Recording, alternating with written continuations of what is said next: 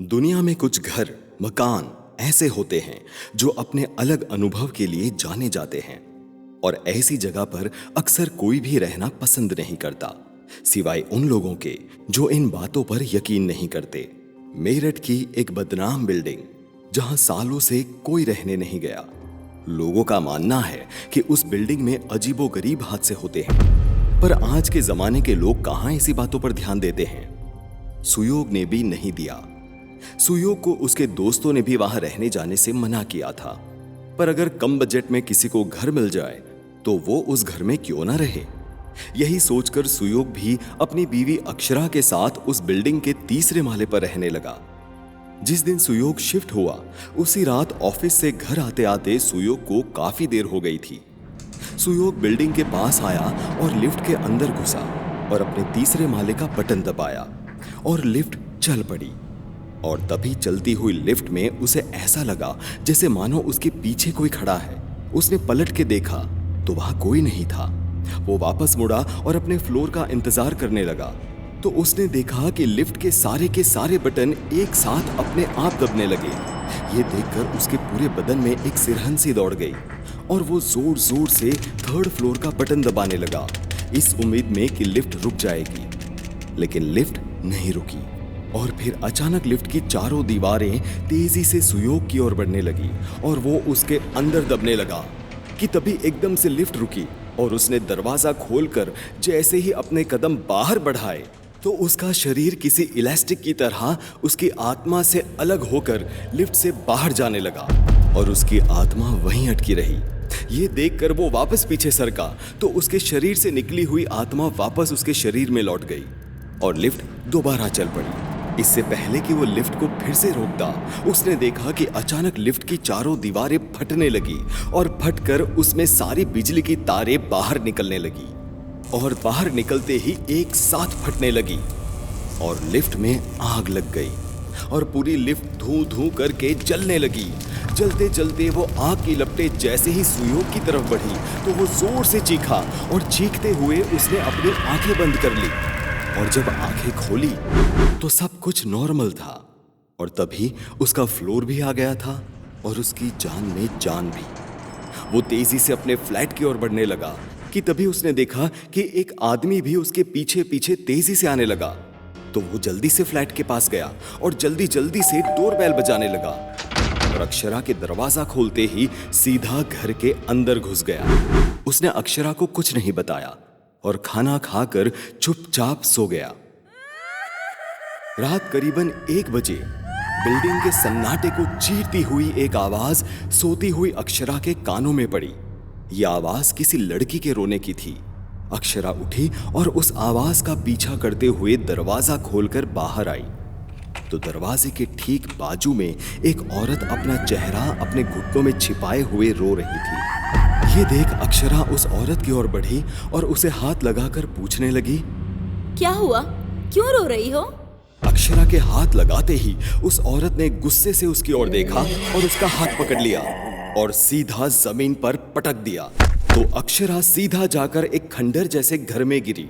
वो जैसे ही उठने गई तो उसने देखा कि घर के दीवारों पर बनी चिड़ियों के झुंड के पेंटिंग में से चिड़ियों का झुंड बाहर निकल कर आने लगा और आकर अक्षरा के पूरे बदन को अपनी चोंच से नोचने लगे और वो अपने आप को बचाती हुई चिड़ियों को हटाते हटाते जाकर एक सोफे से टकराई और उस सोफे ने एक औरत का रूप ले लिया और उस औरत ने अक्षरा को पकड़ लिया और उसे सोफे के अंदर खींचने लगी।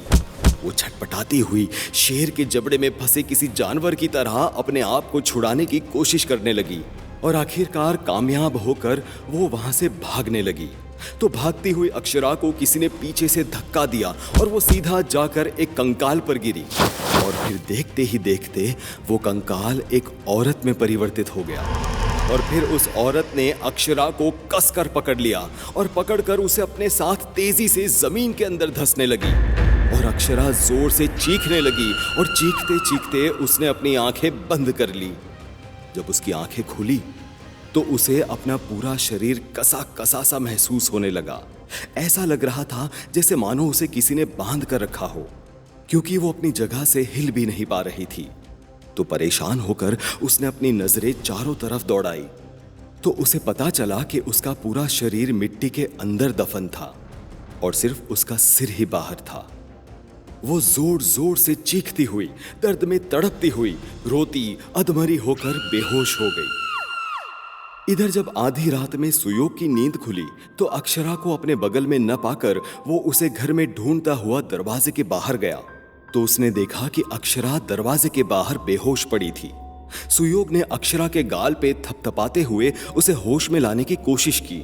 अक्षरा के होश में आते ही उसने सारी बात सुयोग को बताई। सुयोग को भी आज लिफ्ट का अनुभव याद आया और उसने अक्षरा से कहा, अभी के अभी हम यहां से कहीं और रहने चले जाएंगे। इसके तुरंत बाद दोनों ने बस अपना मोबाइल और पैसे उठाए और दौड़े दौड़े सीढ़ियों की तरफ गए। और जैसे ही वो लोग सीढ़ियां उतरने लगे तो अचानक एक एक करके सीढ़ियां गायब होने लगी। उन्हें कुछ समझ नहीं आ रहा था कि वो क्या करे, किधर जाए। वो वापस फ्लैट की तरफ भागे तो उनकी आंखों के सामने उनका फ्लैट कहीं लुप्त हो गया। दोनों इधर उधर भागते भागते थक हार के हांफने लगे थे कि तभी उन्हें अपने साथ साथ किसी और के हांफने की भी आवाज आई। उन्होंने चारों ओर नजरें घुमाकर देखा तो उन्होंने देखा कि जमीन पर रेंग रही छिपकली इंसानों की तरह हांफ रही थी और फिर देखते ही देखते वो छिपकली एक औरत में परिवर्तित हो गई और फिर तेजी से उस औरत ने अपना हाथ बढ़ाकर अक्षरा का पैर पकड़ लिया और उसे जमीन पर पटक कर उसे घसीटते हुए दीवार से रेंगती हुई छत को चीरकर उसे सीधा टेरेस पर ले गई और ले जाकर उसे टेरेस पर अपने हाथों की शक्ति से उठाकर जमीन पर पटकने लगी। अक्षरा अधमरी सी होकर लथपथ खून में पड़ी थी। तब उस लड़की ने अक्षरा को उठाकर सीधा टेरेस के पानी की टैंक में फेंक दिया और अक्षरा किसी डूबते पंछी की तरह अपने हाथ पैर फड़फड़ाते हुए एक एक सांस के लिए तड़पती हुई उस पानी में दम तोड़ने लगी। और जब वो अपनी आखिरी सांसें ले रही थी तभी किसी ने डूबती हुई अक्षरा को पानी से खींचकर बाहर निकाला और उसे होश में लाया। तो अक्षरा होश में आते ही रोते हुए कहने लगी, प्लीज मुझे बचाओ, वरना वो मुझे मार देगी। पता नहीं क्यों जान की दुश्मन बनी है वो मेरी। अक्षरा के ये कहते ही उस आदमी ने कहा, वो इस बिल्डिंग में रहने वाले हर एक इंसान के जान की दुश्मन है, क्योंकि एक वक्त था जब इस बिल्डिंग में सब मिलजुल कर रहते थे। प्रेरणा चौधरी, वो भी यहीं रहती थी अपने पति और उसके परिवार के साथ। बहुत ही अच्छी औरत थी वो। अचानक एक दिन उसे उसके शरीर पर एक सफेद निशान दिखाई दिया तो उसने डॉक्टर को दिखाया।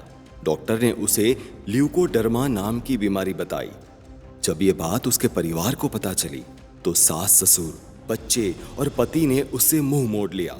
कुछ लोगों का कहना था कि ये बीमारी छूने से फैलती है तो कुछ लोगों ने कहा कि ये पापी है, इसलिए उसे ये सब हो रहा है।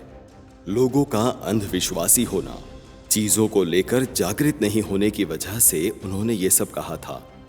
मगर इसी तानों से तंग आकर प्रेरणा ने अपनी जान ले ली और तब से इस बिल्डिंग में किसी के भी साथ रहना उसे पसंद नहीं। यह कहकर वो आदमी अक्षरा और सुयोग का जरूरी सामान उनके फ्लैट से बाहर निकलवाने लगा और उन्हें ऑटो में बिठाकर जैसे ही रवाना करने लगा कि तभी सुयोग ने उससे पूछा, तुम्हें ये सब कैसे पता? तो उस आदमी ने बताया, मैं ही उस बदनसीब औरत का पति हूं और उसकी मौत का जिम्मेदार मैं भी हूं। यह कहकर वो आदमी वहां से गायब हो गया। उस आदमी ने तो सुयोग और अक्षरा की जान बचा ली, लेकिन जरूरी नहीं कि कोई आपकी मदद के लिए भी आए।